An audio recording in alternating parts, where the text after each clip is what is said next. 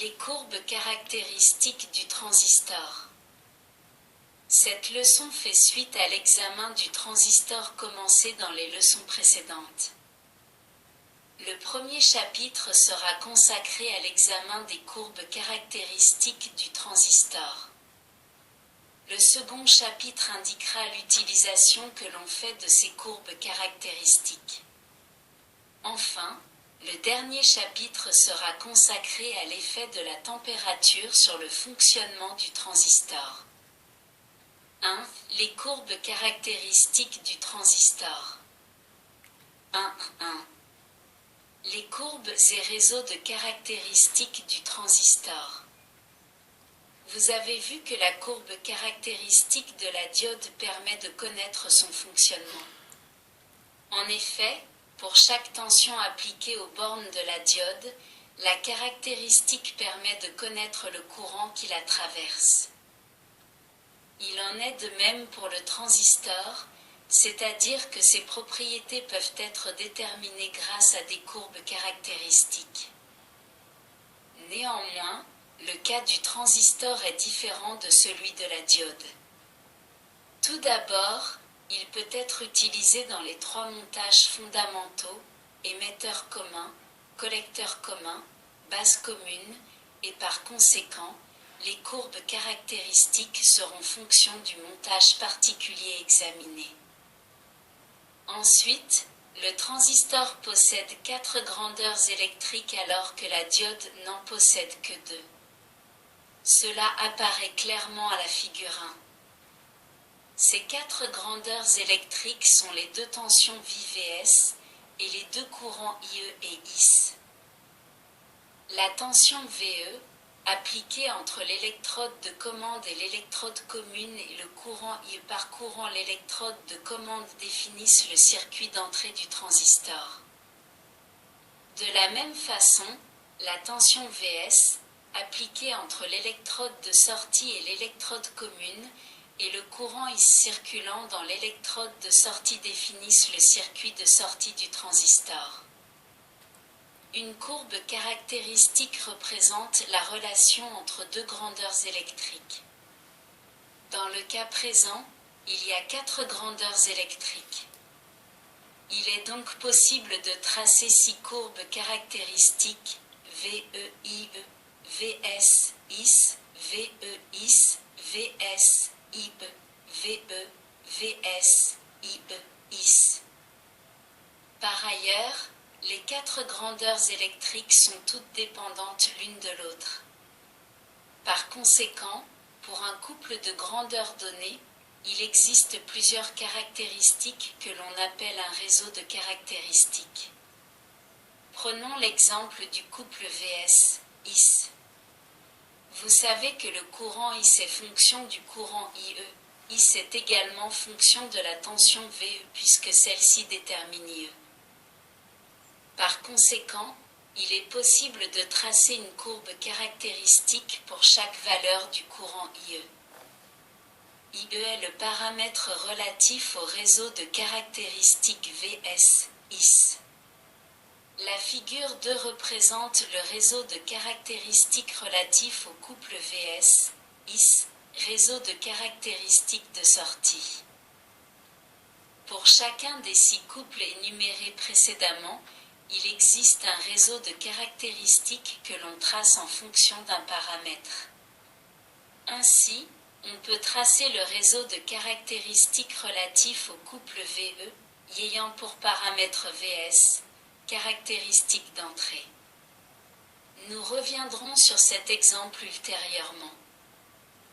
Jusqu'à présent, nous avons fait correspondre un seul paramètre pour un couple de grandeurs électriques données, par exemple le paramètre IE pour le couple VS-IS. Or, il est possible de faire correspondre un second paramètre pour chacun des 6 couples précités. Cela s'explique par le fait qu'il y a 4 grandeurs électriques.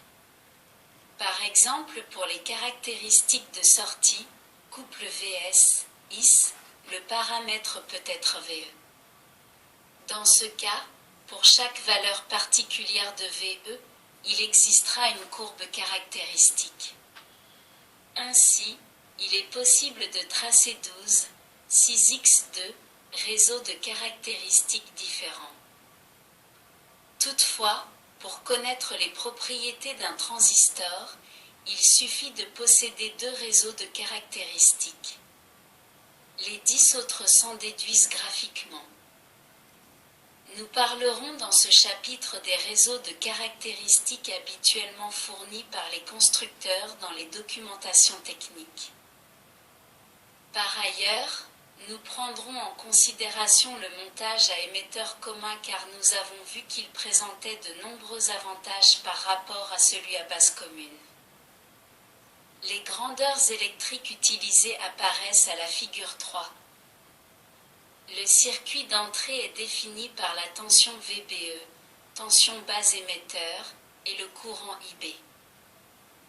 Le circuit de sortie est défini par la tension VCE, tension collecteur-émetteur, et le courant IC. 1, 2. Courbe caractéristique relative au montage émetteur commun d'un transistor NPN au silicium. 1, 2. 1. Examen du circuit de sortie. Afin de tracer ces courbes, il est nécessaire de réaliser le montage de la figure 4. Ce dernier comporte 4 appareils de mesure et 2 alimentations de courant continu B1 et B2. La pile B1 permet de polariser en direct la jonction base émetteur. La résistance variable R1 permet de faire varier le courant de base IB. Est un millivoltmètre et permet de mesurer la tension d'entrée VBE, tandis que le courant de base IB est mesuré grâce au microampèremètre. La pile B2 polarise en inverse la jonction collecteur-base. La résistance R2 permet de faire varier la tension VCE. Cette tension VCE est mesurée avec le voltmètre, tandis que le courant de sortie IC est mesuré avec le milliampèremètre. Nous allons maintenant passer au tracé du réseau de caractéristiques relatif au couple de grandeurs électriques VCE-IC en utilisant pour paramètre le courant de base IB. Ce réseau de caractéristiques, qui est l'un des plus utilisés, est représenté à la figure 5. La tension VC est portée sur l'axe horizontal du repère cartésien, tandis que le courant IC est porté sur l'axe vertical. Pour tracer la caractéristique relative à IB égale 0, il suffit d'ouvrir le circuit d'entrée, la base se trouve en l'air. Ensuite, on fait varier VCE à l'aide de la résistance R2, par exemple de volt en volt, 0, 1, 2, 3 volts. Pour chaque valeur de VCE, on mesure la valeur du courant IC correspondant. Vous remarquez que la caractéristique pour IB égale 0 est pratiquement confondue avec l'axe horizontal. Il existe un courant ICO très faible qui est un courant de fuite. Ensuite, pour tracer la seconde caractéristique, IB égale 2 mu A, on referme le circuit d'entrée et on agit sur R1 pour que le courant IB soit égal à 2 mu A. Il suffit ensuite de faire une série de mesures comme précédemment en agissant sur R2, ce qui permet de tracer la seconde caractéristique. Ensuite, on passe à la troisième caractéristique pour IB égale 4 mu A et ainsi de suite. Dans le cas présent, le réseau comprend 13 caractéristiques et IB varie de 0 à 24 mu A. Nous allons détailler l'examen de ce réseau. Toutes les caractéristiques partent du point origine 0. Cela signifie que lorsque VCE est nul, le courant IC est également nul et cela quel que soit le courant IB. Ensuite, les caractéristiques présentent deux parties. La première est commune et pratiquement verticale, La seconde est pratiquement horizontale et est fonction du courant IB. La première partie signifie que lorsque la tension VCE varie légèrement, le courant IC augmente dans des proportions importantes et d'autant plus que le courant IB est élevé. Quand la tension VCE atteint un certain seuil, relativement bas pour chaque caractéristique, il y a un coude et à ce moment-là la courbe devient pratiquement horizontale. En fait, elle est légèrement relevée, c'est-à-dire que pour chaque valeur de IB donnée, le courant IC augmente légèrement quand la tension VCE augmente. La position d'une caractéristique est ici fonction du courant IB, autrement dit le courant IC est en relation étroite avec le courant IB. 1, 2. 2. Examen du circuit d'entrée. Le réseau de caractéristiques relatifs au circuit d'entrée, grandeur VBE et IB, est déterminé grâce au montage situé à la figure 4, schéma reporté ci-dessous, avec une procédure différente de la précédente. Le microampèremètre est remplacé par un milliampèremètre. Dans un premier temps, on fixe la tension VCE à l'aide de la résistance R2. Dans un deuxième temps, on relève la caractéristique pour différentes valeurs de IB.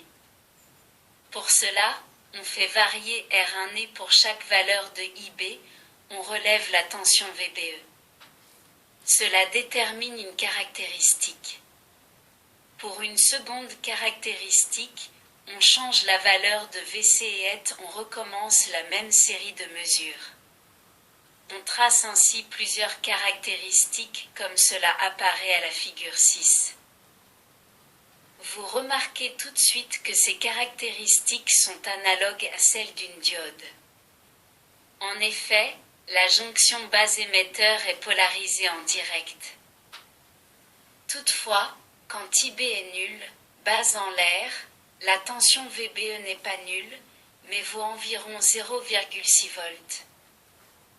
Vous constatez également que la tension VCE a très peu d'influence sur la tension VBE.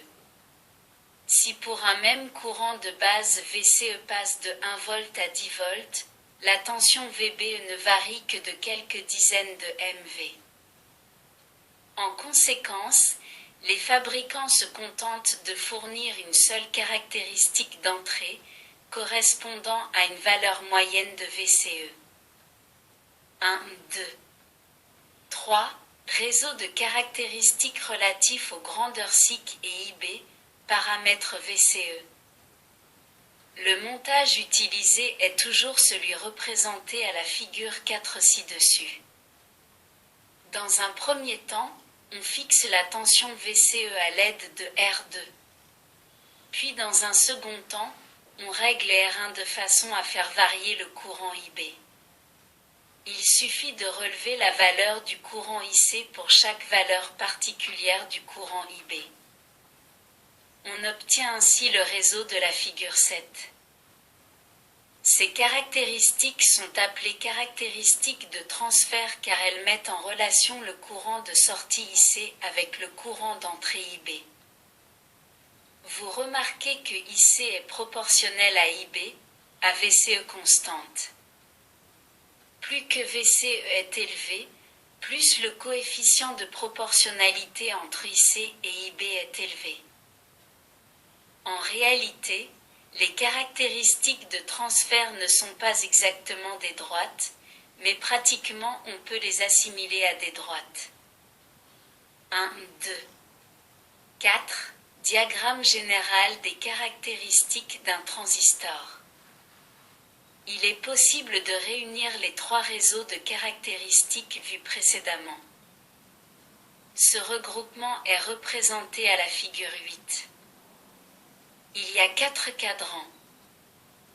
Les caractéristiques de sortie sont disposées dans le cadran I, situé en haut et à droite.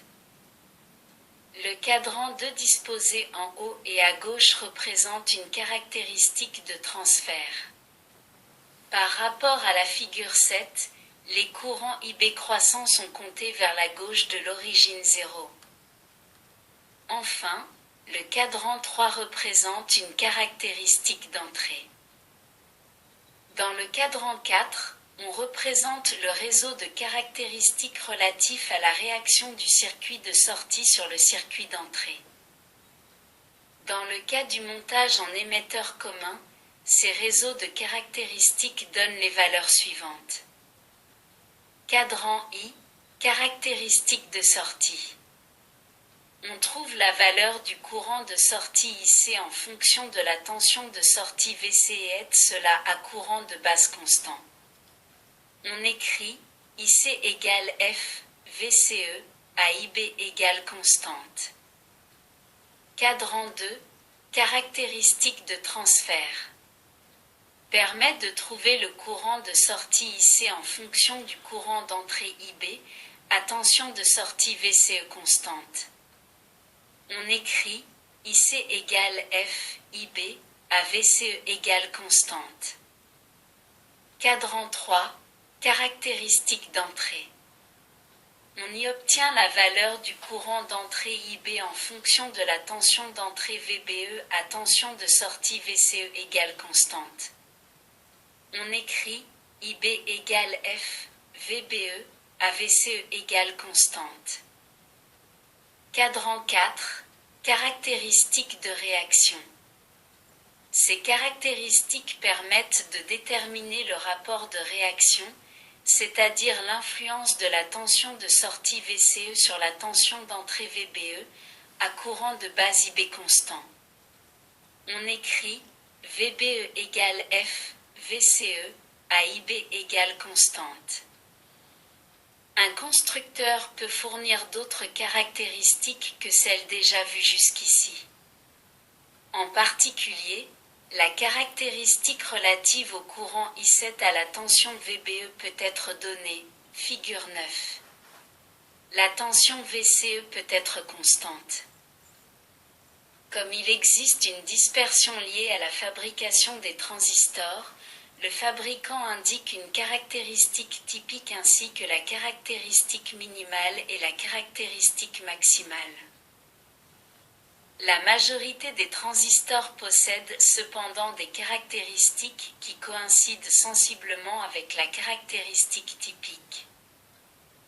Une autre caractéristique indiquant la variation du coefficient en fonction du courant IC peut être fournie par le constructeur, figure 10.